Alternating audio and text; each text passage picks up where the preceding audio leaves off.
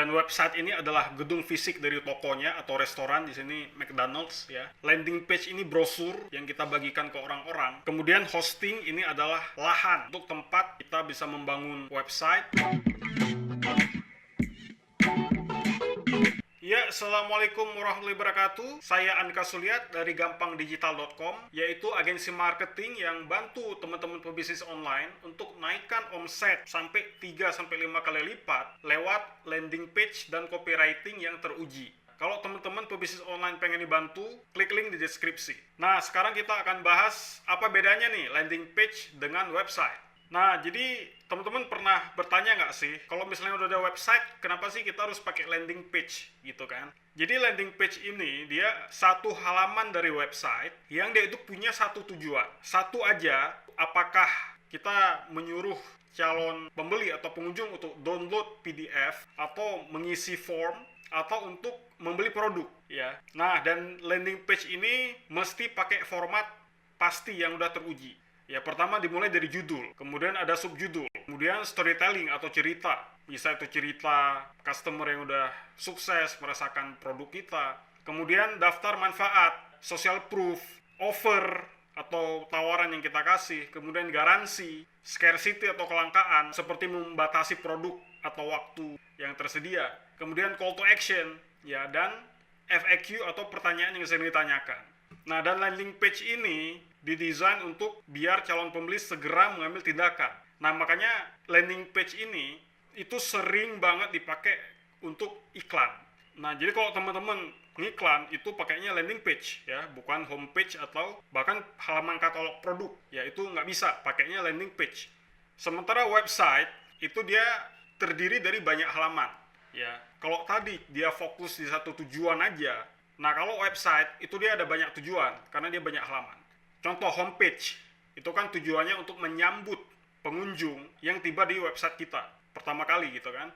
Nah, kemudian blog untuk mendidik atau mengedukasi lewat konten-konten yang menjawab kebutuhan mereka, sehingga kemudian membangun trust atau kepercayaan gitu. Portfolio, kalau teman-teman yang menyediakan jasa, ya contoh kayak saya jasa landing page dan copywriting. Nah, itu untuk menunjukkan hasil kerja kita sebelumnya. Kemudian halaman tentang kami untuk memperkenalkan siapa owner di balik bisnis tersebut, ya, dan sejarahnya seperti apa, kemudian apa misinya. Dan untuk website ini, dia nggak ada format yang pasti seperti landing page, dan didesain untuk membangun kepercayaan. Ya, jadi mau itu homepage, blog, portfolio tentang kami, itu kan untuk membangun kepercayaan gitu. Baik, kalau kita analogikan, landing page ini seperti brosur, ya, dan website ini adalah ruko atau gedung fisik dari tokonya teman-teman. Contoh nih, ketika ada pengunjung yang lewat di depan toko, nah teman-teman kan kasih brosur biar mereka tertarik untuk masuk. Atau kalau memang sekitar 1 kilo di situ ada pusat perbelanjaan lain, nah teman-teman bagi-bagiin brosur biar mereka tertarik datang ke rukonya teman-teman. Dan di brosur itu kan ada copywritingnya, kemudian ada penawarannya di situ, ya kan. Nah, sementara di ruko atau di toko fisiknya teman-teman itu ada berandanya, itu lobby utama, ya, di mana di situ juga ada etalase, kemudian ada resepsionis, ya, yang orang-orang bisa nanya ke resepsionis tersebut, ya, atau mungkin ada foto atau ada poster yang berisi tentang visi dan misi dari bisnis teman-teman. Baik, kemudian apa aja nih yang diperlukan untuk membuat landing page? Nah, jadi nggak banyak, minimal itu ada 5 yang teman-teman harus perhatikan. Pertama ini hosting. Nah, hosting itu super penting karena dia ini yang menyediakan ruang teman-teman bisa bikin landing page. Jadi istilah itu server.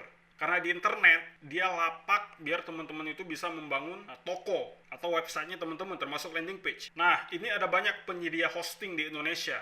Teman-teman bisa cari aja, bisa browsing. Ada yang terkenal juga. Nah, cuman saya ini berdasarkan hasil rekomendasi teman saya yang memang jago IT, ya, dan saya udah merasakan udah 5 tahun. Ya, jadi yang saya sebutkan di sini saya udah merasakan dari customer service-nya mereka itu gercep, kemudian dari kecepatan websitenya juga cepet, ya, saya nggak mengalami masalah apa-apa. Sesekali ada dan itu langsung bisa terselesaikan dengan cepat. Jadi saya menyarankan yang saya tulis di sini gitu. Nah, kemudian untuk domain, nah domain ini adalah alamat, ya, alamat dari bisnis online teman-teman. Nah, ini domain ini ada ekstensinya, ya, dia itu .com, .id, .co.id, kemudian ada banyak lagi, ada .net, kemudian ada .web. Nah, karena teman-teman di sini kita berbisnis online, ya, jadi sifatnya komersil. Nah, maka saya sarankan yang 3 ini aja, ya, .com, .id atau .co.id.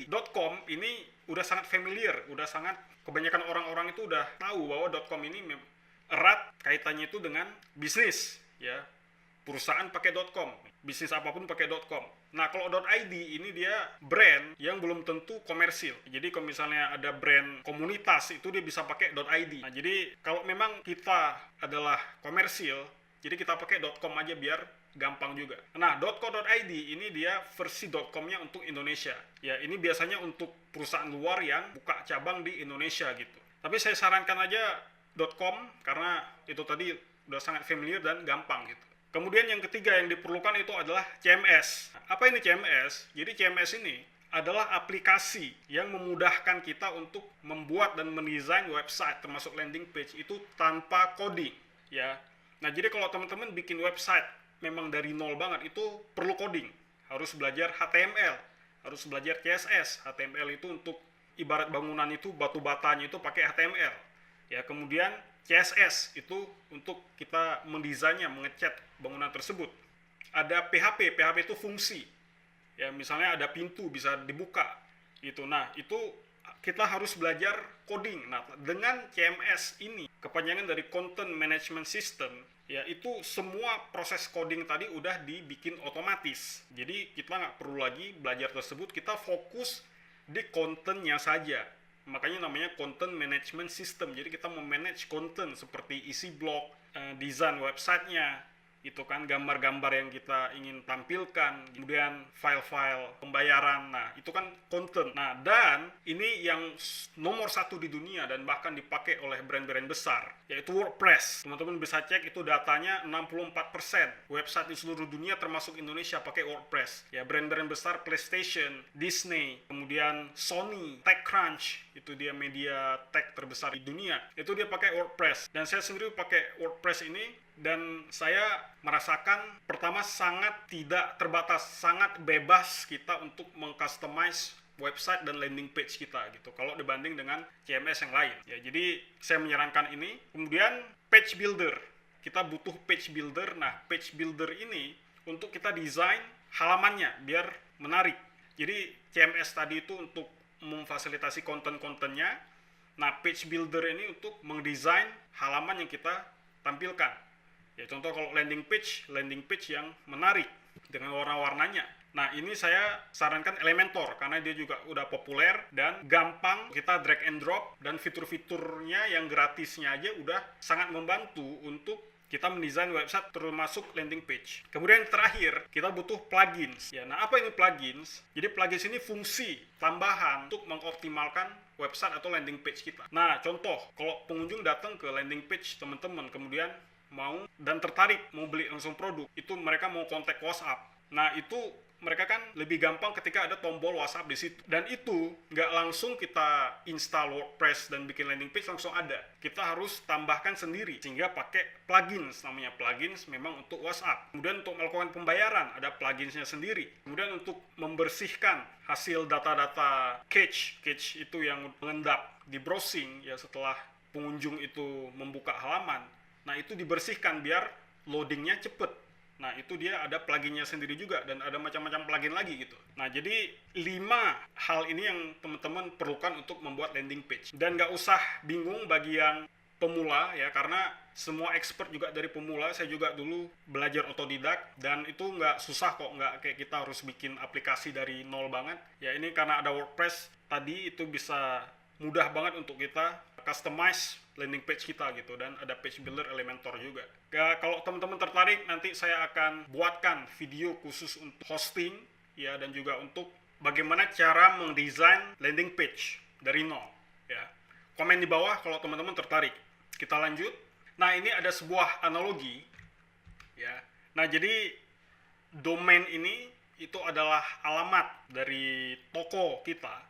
Dan website ini adalah gedung fisik dari tokonya atau restoran, di sini McDonald's ya. Landing page ini brosur yang kita bagikan ke orang-orang.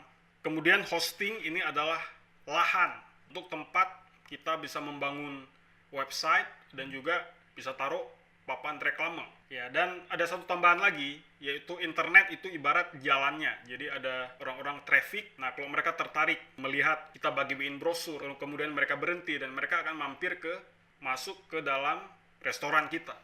Baik, segitu dulu penjelasan dari saya. Semoga membantu menjawab apa bedanya landing page dengan website dan kapan kita butuh masing-masing. Dan kalau teman-teman bingung gimana cara bikin landing page dan yang lagi ngiklan sekarang, kemudian ingin omsetnya itu naik 3 sampai 5 kali lipat, ya maka saya menawarkan jasa desain landing page dan juga copywritingnya. Kami kasih teman-teman potongan 50% untuk order pertama.